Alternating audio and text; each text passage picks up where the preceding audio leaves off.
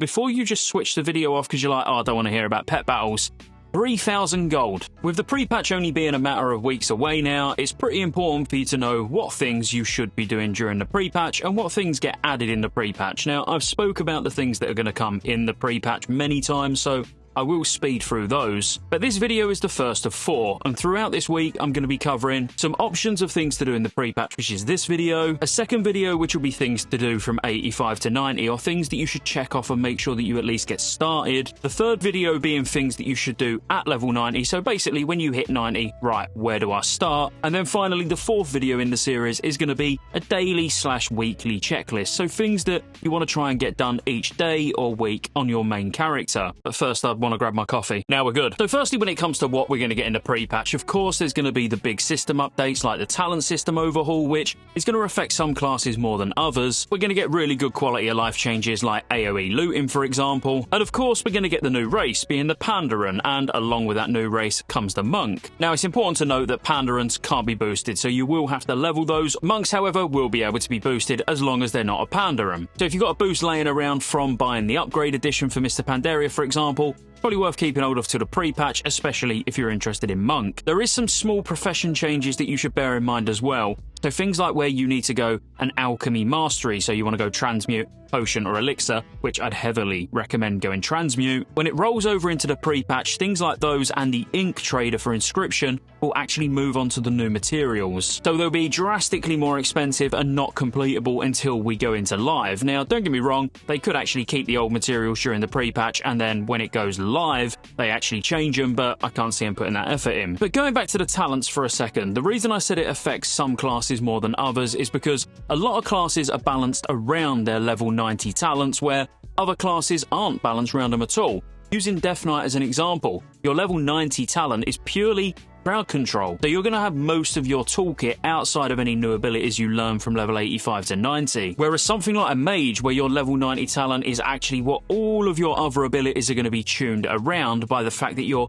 going to have that extra spell damage, they might not be having the greatest time during the pre-patch. Now, I've been playing around on multiple level 85s just to get an idea of how much damage each of them are going to be doing, and I've got to be honest, the change weren't as drastic as I thought it was going to be. Of course, in the vast majority of circumstances, it's gone up, but none of them, including the mage, actually felt completely crippled, so that's good news at least. But depending on what class you're going to play, it's worth having a little look at what level 90 talent you're not going to have access to during the pre-patch, because that'll give you a good idea on not only how your class is going to play, but also how it's going to fare for those couple of weeks if you're still doing Dragon Soul. Now, I'm sure most of you already know what the talent system is, but it's where it changes from how it is currently in Cataclysm to the tiered talent system, where at level 15 you get to choose a talent, 30, 45, and then every 15 levels all the way up to level 90. Now, the good thing about these talents, in my opinion at least, is where at the moment in Cataclysm, and probably in Wrath as well, you add a specific set of talents, the cookie cutter build, let's call it, and you would just raid with those talents, do heroics with those talents. Like, the only time you would change your talents is probably the PvP. Well, I can tell you with absolute confidence that you'll be changing your talents during a raid on a boss-by-boss basis in some circumstances. So it does actually make you think a little bit more, which I personally like. You'll have some talents that are stronger on single target, some that are stronger on AoE. You'll have some talents that are really good for magical defense, and others that are aimed more towards physical defense. You'll have movement speed talents, which some will be better than others in certain circumstances. So it is extremely flexible. Even though when you look at the talent system as a whole, you think it looks a bit dumbed down, it's actually not. It's a lot more interesting, and I think once you've tried it out in raids and basically just in everyday playing, even if you don't like the sight of it at the moment, you will learn to love it. Now, of course, there's going to be pet battles as well, and there's some things that are added around that I do want to touch on, but that's really just a bit of an overview of what's added in the pre-patch. Now let's get into what's actually important, because there is one thing that's added that you might be screaming at the monitor at the moment that I've not mentioned, and that's scenarios. Now, up until this point, we've always had quite a big event when it comes to pre-patch, so like the invasions, for example. Well, with Mr. Pandaria, because so much changes systematically, they clearly just thought a scenario would be the best way to go. So that's all we get, really. Outside of the main systematic changes, we get a scenario, and that scenario, when we get into Mr. Pandaria, becomes a level 90 scenario, whereas to begin with it's going to be for level 85 during the pre-patch. Now, I'm not going to break down exactly what you do in the scenario because it is different between Horde and Alliance, and honestly, you just go in and it's like doing a quest chain. It's really not difficult, but it'll be you with 2 other people. But I do want to touch on why you should do it. Obviously, firstly, you're going to want to do it at least once during the pre-patch, so you get the feat of strength achievement that you've completed it. But the first time you complete it as well, if you're Horde, you're going to get a toy that goes in your collections, and then as Alliance, you're going to get a tabard. So if you've got both Horde and Alliance, I would recommend doing it on both factions during the pre-patch anyway, so that's something that you can do. That's the first thing really to tick off, is getting the scenario done. Now, there's more to it than just getting that toy, or tabard. I think tabard's pretty pointless, but whatever. There's actually quite a lot of 384 eye level gear that's got a chance of coming from the chest that you get from the reward from doing it. Of course, you're just going to queue for it the same way as you would Random Dungeon Finder, but instead you've got Random Dungeon Finder and scenarios now. Now, when you queue for it and you finish it, you're going to get this chest. Now, 384 gear, don't get me wrong, is not absolutely amazing, but if you've just dinged 85 or you've just boosted, for example, a level 85 monk, the first thing you go and do is this scenario and you get a 384 weapon instantly.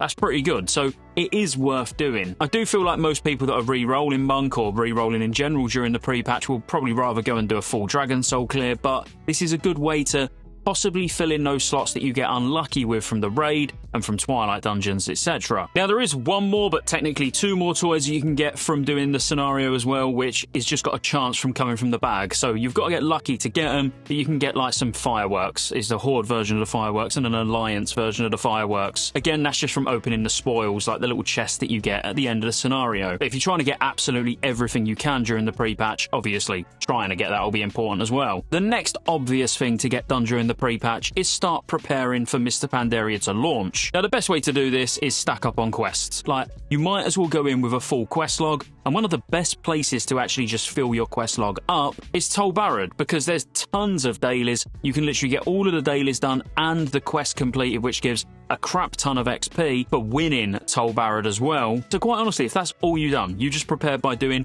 all of the dailies in Tol Barad and won Tol Barad as well, and then just kept that in your quest log ready for launch. That would still be a decent enough amount of XP, and on the basis you're going to teleport straight back to Orgrimmar and then get cracking anyway. It's not even much of a time sink to go around handing everything in, because all of it just hands in right at the portal. But of course, if you want to take it further, then you're going to have to dig into exactly what quests are going to be the highest amount of XP without having to travel around too much. If you've seen any of my videos before, you know I'm going to be using Rested XP. So if you want to pick your Rested XP guide up, there's a link in the description below. It's an affiliate link, so any guides bought go towards supporting the channel, but that does come with a quest stacking guide ready for launch. So quite honestly, even without me seeing it yet, it's the same quest guide that I've used literally since TBC. So I'll just follow this around on 3 monks during the pre-patch, so all of them are going to get the maximum amount of XP ready for launch. But again, if you don't want to buy a Rested XP guide, that's absolutely fine. Just go onto Wowhead, look through the quests and just sort them by most XP to least XP, and if you can complete any of them because you haven't done them already, because ultimately every quest you hand in is just going to shave off more time when it comes to actually getting into Mr. Pandaria. Now, just a couple that probably should just go without saying, but making as much gold now and in the pre-patch as you can is only going to be a benefit in Mr. Pandaria, especially early on, because the Darkmoon Fair trinkets that every man and their dog's going to want, and some of you probably want it on multiple characters, are going to be expensive. And if you've not got a scribe army set up ready, start pumping cards out to basically be self-sufficient on Darkmoon decks, then you're probably going to be spending a pretty penny on picking some of these cards up. Pets are selling so well at the moment. I'm seeing some of the well-dropped pets go for 10-15k each. So if you want a decent way of making gold, just picking a pet that's a reasonable amount on the auction house and then going out and farming it can actually be really good, especially if you're lucky. But outside of that, mining, herbing, GDKPs, profession kits, like whatever you decide to do, but being able to get some gold together is going to be really beneficial, obviously. And then another obvious one is to make sure you cap all of your currencies. So go into MoP launch with the honor cap, go in with the justice point cap. Don't worry about conquest and valor, because those will convert down or end up converting to gold. But you can go from the pre-patch into actual MoP with the honor and justice point cap. And now you know there's some risky prep you can do as well, from using obsidian fragments to be able to buy the tokens that actually give you justice points as well. Me and the boys in the guild have been stocking up on those. I've spoke about it many times. There is a chance that it could be fixed, or maybe even just nerfed down to like half the amount of justice points as they're worth at the moment, but whatever. Ultimately, if you want to put some time into Twilight Dungeons and get some of these just in case they don't get fixed, that's on you. I'm personally doing it myself, but I'm doing it myself knowing full well it may change. And I've saved the best till last, and it's the best for me personally because you all know I love pet battles. So now before you just switch the video off because you're like, oh, I don't want to hear about pet battles, 3,000 gold. That's all I want to say. I just want to lead this with 3,000 gold. Even if you hate pet battles, it's worth getting through the pet battle quest chain because the reward at the end is 3,000 gold. And I don't mean that's what you get along the way. You're going to get more gold than that when you're beating the trainers, and you know, that all adds up. But literally when you defeat Aki, the Chosen, which is, I was about to say it's the final pet battle trainer, but it's technically not because there are more after that. But that's what's considered the end of sort of your journey as a pet trainer. You get 3,000 gold in the mailbox. So even if you're not interested in pet battling because you don't think it's going to be fun or whatever, it's still worth preparing a few pets during the pre-patch and getting them to level 25, and then getting to the point where you're ready to battle the MoP pet trainers, because during the pre-patch, why not? You might as well get it done. Then when you go into MoP, you've only got to do like 5 pet battles when you're out there, and you're going to get 3,000 gold. I'll put a couple of links to pet battle videos I've already done in the description below, so I'm not going to go into mega detail about what pets you should get, what pets you shouldn't get, what ones are strong. I just want to say that it's worth having a few pets ready. And if you want the overpowered 3, I can lead nicely onto something else that gets added because of pet battles during the pre-patch, and that's raiding with leashes. So there's an achievement called raiding with leashes to collect pets from raids, funny enough. So you've got places like AQ, Molten Core, Blackwing Lair, Karazhan. They all drop pets, and some of these pets are kind of just for collection purposes, and some of them are really useful. And going into AQ and farming the Anubis F idol, preferably on multiple characters to get more than just one of them, will serve you really well. It's a ridiculously overpowered pet for many reasons, which I will go into, I think I've already gone into in a video, but I will go into in a separate video soon. But at least grabbing that one and then getting a Dark Moon Tonk and Dark Moon Zeppelin. Again, I've spoke about those two lots. If you went into Mr. Pandaria with all 3 of those pets at level 25, you'll be able to get to your 3,000 gold easy peasy in no time. The one thing I will mention, if you can't be bothered to farm the idol, but you've done the old TBC achievement to get the magical Crawdad box, so you've got the magical Crawdad pet, you could use that instead. That's not quite as strong as the Anubis F idol, but it's got one ability that's quite important, which basically crosses over between the 2 of them. So again, when it comes to preparation for the pre-patch, I would say getting as many pets to 25 as possible should be the key. That's what I'm going to be doing, but I'm also going to be out farming all of those raids to get all of those pets. I'm going to be farming the Unborn Valkyr, which is an absolute headache to try and get because there's only one up in one of the zones of Northrend at a time. It's going to be horrible, but I'm going to put myself through it because I want it for a specific pet comp, but doing it just to get the 3k at the end. And honestly, once you've got one level 25 pet, well, not even 25, once you've got one 20 pet, you can boost the others so fast. And again, I'm going to talk about that in a video soon, how you can just basically power level as many pets as you want following a very, very easy route. And quite honestly, outside of that, I don't think there's a lot else you can prepare during the pre-patch. Obviously, getting as much gear as you can, so if you're re-rolling Monk, getting stacked as best as possible. Basically, don't settle with any particular eye level. You know, if I was to say to you, oh yeah, get to 390 eye level, you'll be fine. No, don't. Get to the highest eye level possible. That'll be even better, obviously. And make sure that you've got all your gear fully enchanted. Make sure you've got some enchants on scrolls as well. So if you're like looking on the auction house and you know, oh, I'll pick up a few leg enchants, or I'll pick up a few agility on bracer enchants, you know, just keep those things in your bag.